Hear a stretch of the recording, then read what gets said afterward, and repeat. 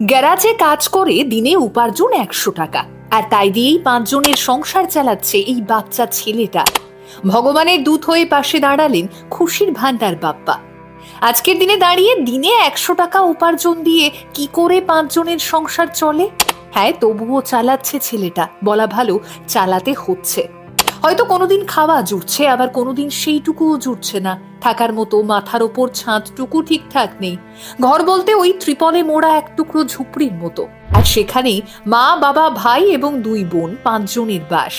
তবে এবারে ভগবানের দূত হয়েই পাশে দাঁড়ালেন মানবতার ফেরিওয়ালা খুশির ভান্ডার বাপ্পা। প্রতিশ্রুতি দিলেন তাদের সকলের জীবনের লড়াইকে আর একটু সহজ করে দেবেন। সত্যি তো, আজকের যুগে দাঁড়িয়ে এইরকম ঘটনা ভাবিয়ে তোলে আমাদের সকলকে। যেখানে আজকে আমরা নিমেষেই প্রচুর টাকা উড়িয়ে দিচ্ছি, সেখানে মাত্র 100 টাকা উপার্জন করে 5 জনের সংসার চালাচ্ছে ওই একটা বাচ্চা ছেলে।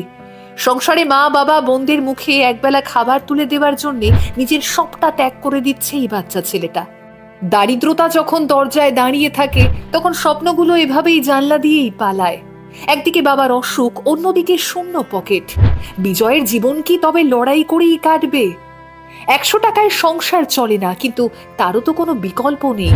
মা কখনো ওই 100 টাকায় ক্যান্টিনে কাজ করেন, তবু রোজ নয়। বিজয়ের 2 বোন পাশের একটি বেসরকারি স্কুলে ফ্রিতে পড়াশুনো করছে।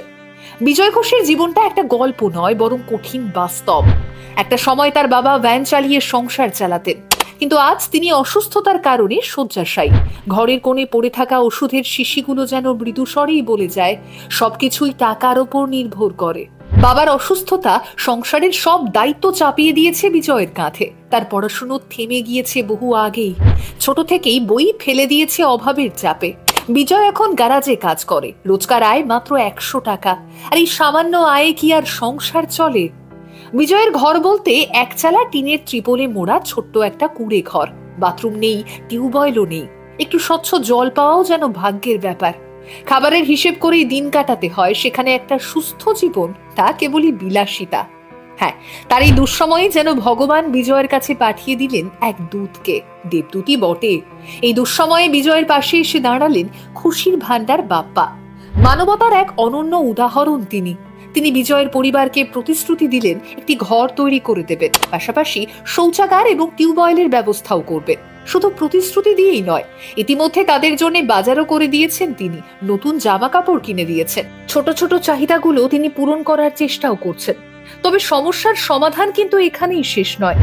বিজয়ের বাবার চিকিৎসার দরকার, তার ছোট বোনদের পড়াশুনোর ব্যবস্থার দরকার, একটা নির্ভরযোগ্য আয়ের উৎস দরকার। তাই শুধু খুশির ভান্ডার বাপ্পাই নয়, তার মতো করে যদি আপনিও একটু এগিয়ে আসেন, সাহায্যের হাতটা আপনার সাধ্য মতোই একটু বাড়িয়ে দেন, তবে তাদের মুখেও একটু হাসি ফোটে।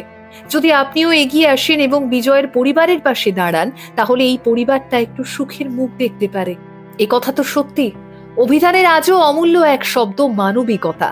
আর মানুষ তো মানুষের জন্যে, আর তাই আজও সবার ওপর মানুষ সত্য। খুশির ভান্ডার বাপ্পা যেমন বহু অসহায় পরিবারের পাশে দাঁড়িয়েছেন, তেমনি হয়তো আপনিও কারো জীবনের নতুন একটা সকাল হয়ে উঠতে পারেন।